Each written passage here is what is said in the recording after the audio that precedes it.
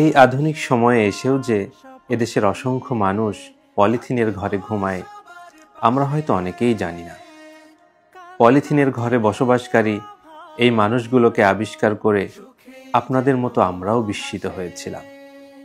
বলছি শেরপুর জেলার ঝিনাইগাতি উপজেলার ডেফলাই গ্রামের বেদে সম্প্রদায়ের কথা।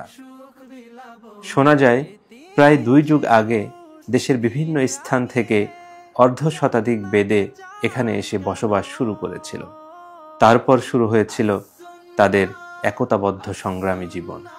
এই তীব্র শীতের মাঝেও এখনও তারা আগের মতোই খোলা আকাশের নিচে মানবেতর জীবনযাপন করছে। আসুন্নাহ ফাউন্ডেশনের দেশব্যাপী শীতবস্ত্র বিতরণ কর্মসূচি শুরু হলে আমাদের মনে পড়ে যায় এই বেদে সম্প্রদায়ের কথা।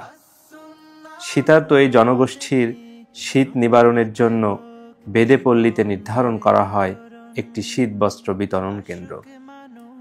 210 বেদে পরিবারের মাঝে বিতরণ করা হয় শীতবস্ত্রের প্যাকেজ।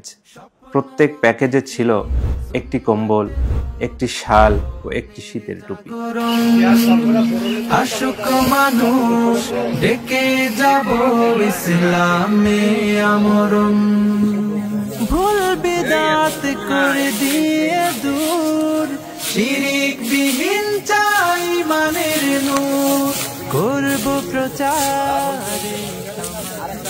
সমাজের অবহেলিত এই মানুষগুলোর পাশে দাঁড়াতে পেরে আসুন্নাহ ফাউন্ডেশন আনন্দিত। আসুন্নাহ ফাউন্ডেশন উম্মার স্বার্থে, সুন্নাহর সাথে।